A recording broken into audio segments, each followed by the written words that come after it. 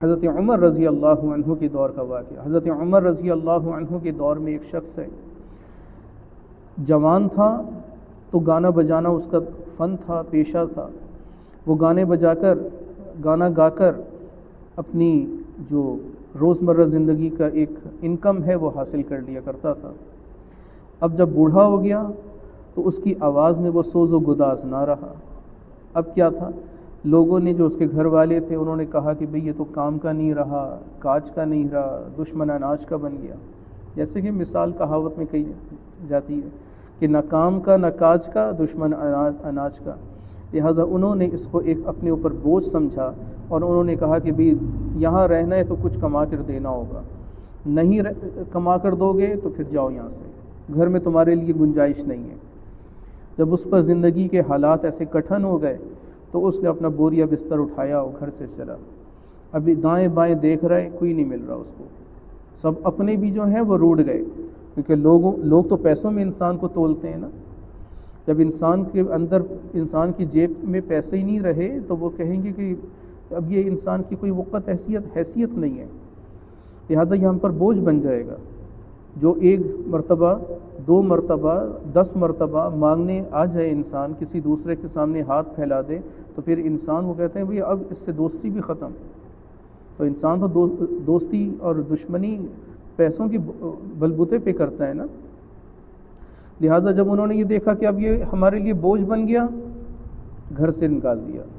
اب وہ گھر سے باہر نکلا تو کوئی دوست اور یار بھی اس سے آنکھ نہیں ملا رہا۔ وہ چلتا چلتا چلتا چلتا مسلمانوں کے قبرستان پہنچ گیا۔ اس نے کہا کہ اب کوئی اور گھر تو بچا نہیں، چلو قبرستان کو اپنا گھر بنا لیں۔ اس نے اپنے لیے قبر کھودی۔ قبر کھودنے کے بعد اب اس قبر میں لیٹ گیا اور دائیں بائیں سے اب بالکل مایوس ہو کر وہ صرف اپنے اللہ کو پکار رہا ہے، اے اللہ میرا اب کوئی در نہیں رہا، صرف یہ 2 گز زمین رہ گئی ہے۔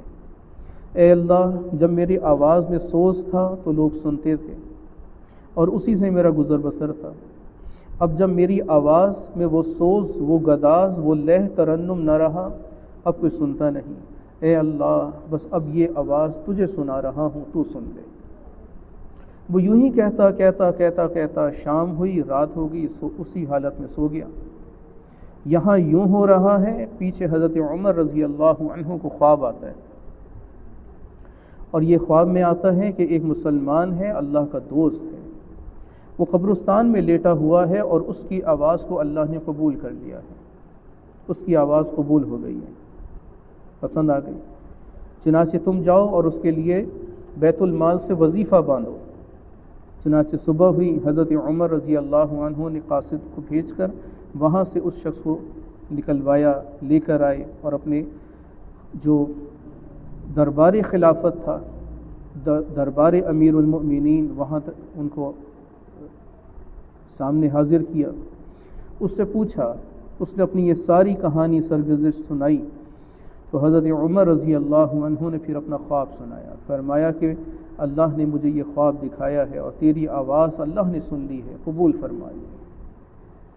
تو وہ اللہ چھوٹی چھوٹی سی باتوں سے خوش ہو جاتا ہے، چھوٹے چھوٹے سے اعمال سے راضی ہو جاتے ہیں۔ ہم یہ سمجھتے ہیں بڑے بڑے عمل کریں گے تو نجات ہوگی، کریں ضرور کریں، اس سے منع نہیں، لیکن یہ یاد رکھیں کہ اللہ وہ اللہ ہے جو بڑے اعمال سے بھی راضی ہوتا ہے، چھوٹے اعمال سے بھی راضی ہوتا ہے۔ اور وہ کیوں ہو جاتا ہے؟ وہ یہ دیکھتا ہے کہ میرا بندہ اس عمل کو کرتے ہوئے خالص مجھے دیکھ رہا ہے، اس عمل کو کرتے ہوئے اس کے دل کے اندر نیت یہ ہے کہ میں صرف راضی ہو جاؤں، دنیا کے تمام لوگ چاہے مجھ سے ناراض ہی کیوں نہ ہو جائیں، میں اس سے خوش ہو جاؤں۔ جب اللہ یہ دیکھتا ہے اپنے بندے کے دل میں تو پھر اس سے خوش ہو جاتا ہے۔ اسی لیے رسول اللہ صلی اللہ علیہ وسلم نے ارشاد فرمایا کہ اللہ تمہارے مال کو اور نہ ہی تمہارے چہروں کو اللہ نہیں دیکھتا، وَلَٰكِن يَنظُرُ إِلَىٰ أَعْمَالِكُمْ وَقُلُوبِكُمْ، لیکن اللہ تمہارے اعمال اور تمہارے دل، اس کے اندر چھپی نیت کو دیکھ رہا ہوتا ہے۔ لہذا اللہ کو دکھانے کے لیے عمل ہو، خلوص کے ساتھ ہو، صرف اسی سے رضا چاہنے کے لیے ہو، اور اسی سے اس عمل کے لیے کچھ جو ایک زاد راہ ہے، جو نیکیوں کا ایک پوٹلی ہے، وہ حاصل کرنے کے لیے یہ عمل کیا جائے تو پھر اللہ اس عمل سے خوش ہوتا ہے۔ اللہ کو ہر دم یاد کر، اس نام سے دل شاد کر۔